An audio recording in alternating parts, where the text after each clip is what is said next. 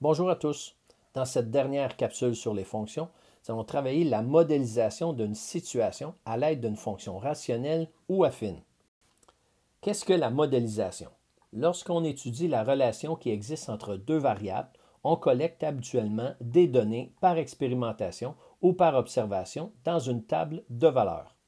Les données associées aux variables sont représentées dans un plan cartésien formant ainsi un nuage de points.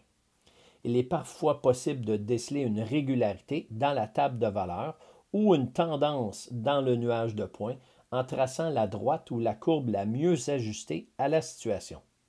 On peut alors utiliser un modèle mathématique, c'est une fonction, pour décrire cette relation, donc notre situation.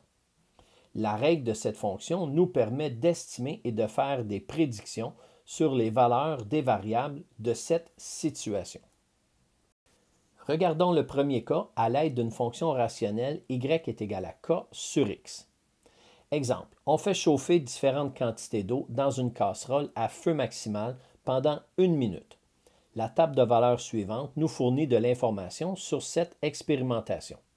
Nos deux variables sont x, la quantité d'eau en millilitres, et y, l'augmentation de la température en degrés Celsius.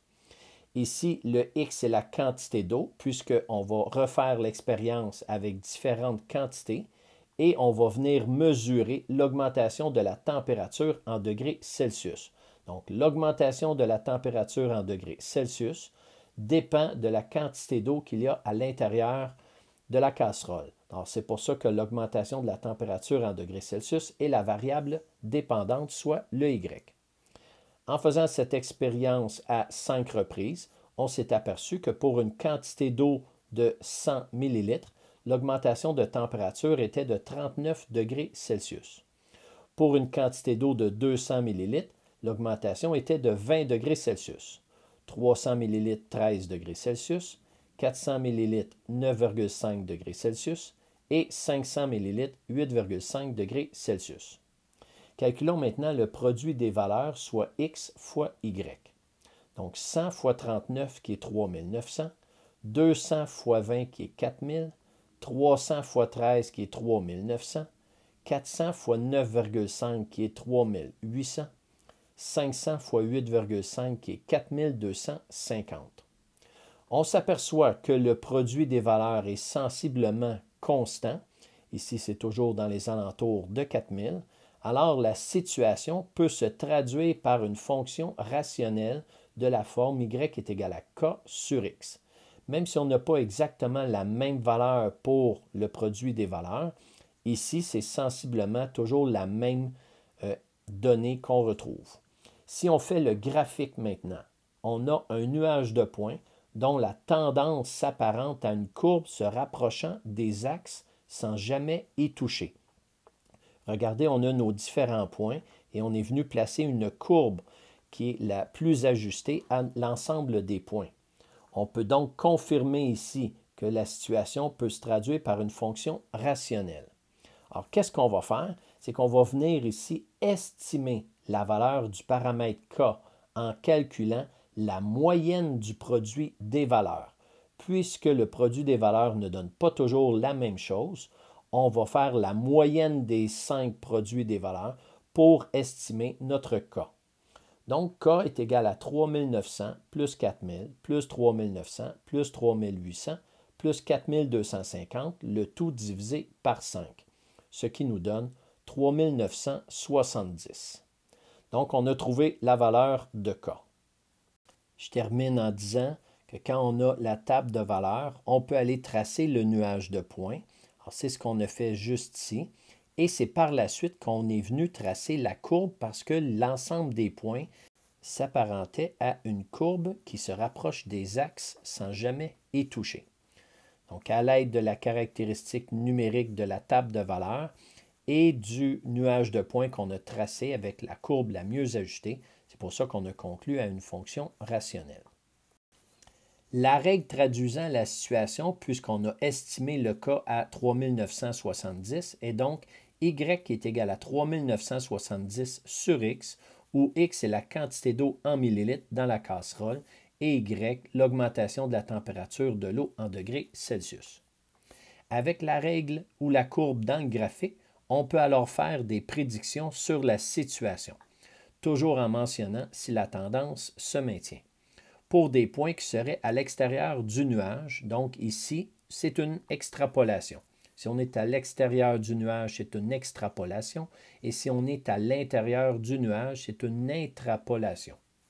Premier cas, si l'on chauffe 1 litre d'eau, quelle sera l'augmentation de la température?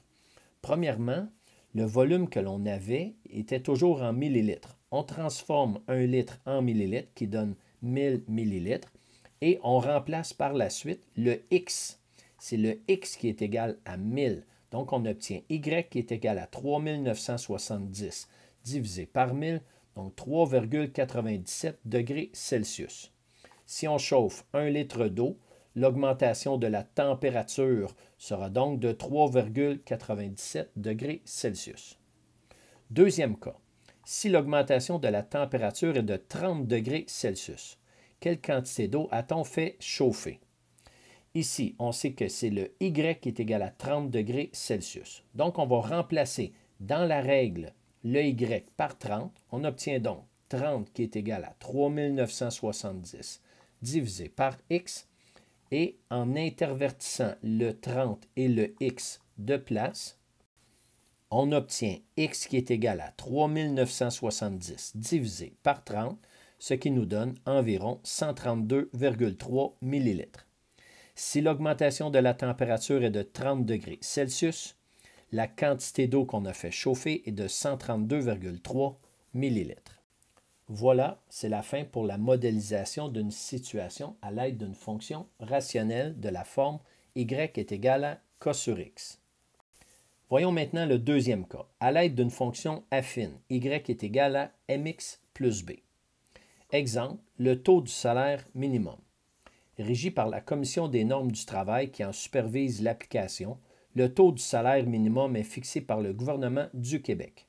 Le graphique ci-contre fournit de l'information sur l'évolution du taux du salaire minimum depuis 1986. Ici, on vous donne un graphique avec en variable Y le taux du salaire minimum en dollars de l'heure et en abscisse pour les X l'année, de 1986 à aujourd'hui. On a donc fait le nuage de points et on a les différents points que voici. On peut dire que le graphique nous présente un nuage de points dont la tendance s'apparente à une droite. On trace la droite la mieux ajustée en s'assurant que cette dernière suit l'inclinaison de la droite et qu'il y ait à peu près autant de points au-dessus qu'en dessous de celle-ci. C'est ce qu'on est venu faire ici en rouge.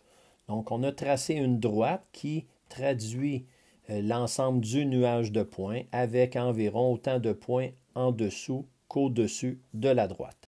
Puisqu'on peut utiliser une droite pour représenter l'ensemble du nuage de points, la situation peut se traduire par une fonction affine, y est égal à mx plus b. La prochaine étape sera de trouver la règle, mais pour trouver la règle de la droite la mieux ajustée, il faut prendre 2 points sur cette droite.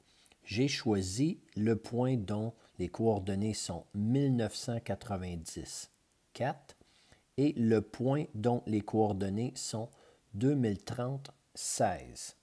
On aura besoin de ces deux couples pour déterminer la règle de la droite la mieux ajustée. Pour déterminer la règle de la situation, on choisit 2 points sur la droite la mieux ajustée qu'on vient de tracer. J'avais choisi les points 1990, 4 et 2030, 16. Et on calcule maintenant les paramètres M et B. Alors, premièrement, le calcul de la pente, le M, Y2, 16 moins Y1, 4, divisé par X2, 2030, moins X1, 1990. On obtient donc 12 divisé par 40, ce qui donne 0,3. Deuxième étape, on va aller chercher la valeur du paramètre B. On remplace le M par sa valeur dans la règle. Y est égal à mx plus b, donc Y est égal à 0,3x plus b. Par la suite, on choisit un des deux couples. J'ai choisi le couple 2030-16. On remplace donc le Y par 16 et le X par 2030 dans la règle qu'on avait obtenue et on isole le B. 16 est égal à 0,3 fois 2030 plus B, ce qui donne 16 qui est égal à 609 plus B. Et si on soustrait 609 de chaque côté, B est égal à 16 moins 609 qui nous donne moins 593. La règle est donc Y est égal à 0,3X moins 593, où X est l'année et Y le taux du salaire minimum en dollars de l'heure. Avec la règle ou la droite dans le graphique, on peut alors faire des prédictions sur la situation. Très important ici, si la tendance se maintient. Si la tendance se maintient, quel sera le taux du salaire minimum en 2050? Ici, c'est le X qui est égal à 2050. Donc, on remplace dans la règle le X par 2050. On obtient donc Y qui est égal à 0,3 fois 2050 moins 593. En effectuant le calcul, on obtient 22 $ de l'heure. Donc, on peut dire, si la tendance se maintient, le taux du salaire minimum en 2050 sera de 22 $ de l'heure. Deuxième question. Si la tendance se maintient, en quelle année le taux du salaire minimum sera de 25 $ de l'heure? Ici, c'est le Y qui est égal à 25 et on cherche la valeur de X dans la règle qu'on avait obtenue précédemment. Donc, on va remplacer le Y par 25, ce qui nous donne 25 qui est égal à 0,3X moins 593. En additionnant 593 de chaque côté, 25 plus 593 nous donne 618. C'est donc égal à 0,3 fois X. Pour isoler le X, on divise par 0,3 de chaque côté. Donc, le X sera égal à 618 divisé par 0,3. On obtient donc 2060. On peut donc dire, si la tendance se maintient, le taux du salaire minimum sera de 25 $ de l'heure en 2060.